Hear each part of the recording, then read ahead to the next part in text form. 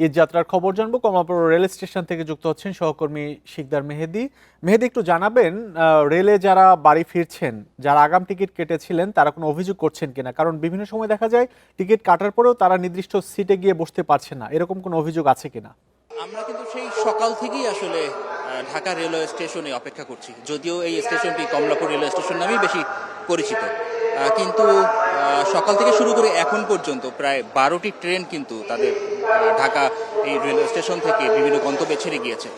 নতুন রিন গভীর থেকে পরিষ্কার করে কাপড়কে রাখে নতুনের মতো উজ্জ্বল। নতুন রিন অ্যাডভান্সড পাউডার। এখন পর্যন্ত তেমন কোনো শিডিউল বিপর্যয় কিন্তু আমরা পাইনি। পাশাপাশি যে সকল যাত্রীরা এখানে ছিলেন, আমি একটু দেখাতেও চাই আপনাকে। ঠিক এখনো আমার দুই পাশে, অর্থাৎ আমি এখন রয়েছি ঠিক 5 নং প্ল্যাটফর্মে। এখানে আমার দুই পাশে দুটি ট্রেন রয়েছে, একটি আন্তনগর এবং আরেকটি লোকাল। এই দুটি ট্রেনও কিন্তু তাদের উদ্দেশ্যে যাত্রা করবে এবং ছেড়ে যাবে। কিন্তু আপনি দেখবেন যে এখানকার যে পরিবেশ রয়েছে, পরিবেশ কিন্তু ঠিক অন্যান্য বারের তুলনায় একটু ভিন্ন। অর্থাৎ সে ধরনের কোনো ঝই ঝামেলা, ঝই ঝাঁকি কিংবা গাদাগাদির যে বিষয়গুলো থাকে, সেগুলো আসলে আমাদের চোখে পড়েনি। বিশেষ করে এখানকার যে ব্যবস্থাপনায় এবার বেশ পরিবর্তন আনা হয়েছে। পরিষ্কার পরিচ্ছন্নতার দিকেও একটু বিশেষ নজর দেওয়া হয়েছে এবং একটু পরপরই আমরা দেখেছি যে আইনশৃঙ্খলা বাহিনীর থাকা যে সদস্যরা, তারা কিন্তু এখানে টহল দিচ্ছেন এবং যাতে কোনো ধরনের মলম পার্টি কিংবা অন্যান্য ধরনের যে উপদ্রব থাকে, সেই জাতীয় কোনো বিষয় বা সে ধরনের কোনো লোকজনকে আসলে এখানে ভিড় করতে দেয়া হচ্ছে না। বা একটু ব্যতিক্রমধর্মী কোনো লোকজন যদি এখানে থাকে, যারা আসলে আমরা এর আগে যেগুলো দেখেছি স্টেশনে, যে পকেটমার বা বিভিন্ন চক্রের, এই সব বিষয়ে আসলে জনগণকে মাইকিং করেও সচেতন করা হচ্ছে এবং তারাও কিন্তু এই বিষয়ে যথেষ্ট সোচ্চার রয়েছে।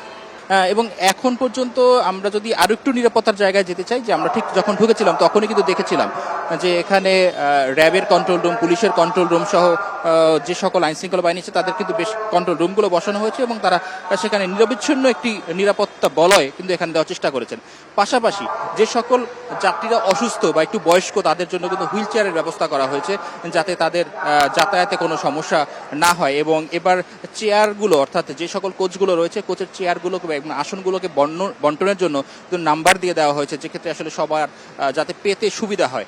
এবং এক যাত্রীর আসন অন্য যাত্রীর দখলে যাওয়ার যে সংস্কৃতিটা আমাদের আসলে এখানে দেখা যায়, সেই বিষয়টি থেকেও কিন্তু এবার দেখা যাচ্ছে যে যাত্রীরা তাদের খুব বেশ সন্তোষ প্রকাশ করছে, যেহেতু তারা ঈদ যাত্রার যে আনন্দ, এই আনন্দ অনেকাংশেই ম্লান হয়ে যায় এই ভোগান্তির কারণে। কিন্তু সেই ভোগান্তি এবার একদম নেই বললেই চলে, অর্থাৎ এখন পর্যন্ত নেই এটা বলতে পারছি। কারণ বেশ কয়েকজন যাত্রীর সাথে আমরা কথা বলেছি, তাদের সেই একই অবস্থা, একই কথা, যে এখন পর্যন্ত তাদের কোনো ধরনের কোনো ভোগান্তি কিন্তু আসলে আমাদের চোখে পড়েনি। পাশাপাশি ঠিক 11টার দিকে এখানে রেলওয়ে মন্ত্রী আসবেন এবং তিনি আরও কিছু দিক নির্দেশনা দিবেন এবং 5 জোড়া বিশেষ ট্রেনের যে ব্যবস্থা করা হচ্ছে, সেই ব্যবস্থাও কিন্তু সম্ভবত আগামীকাল থেকেই চালু হবে বলে আমরা জানতে পেরেছি।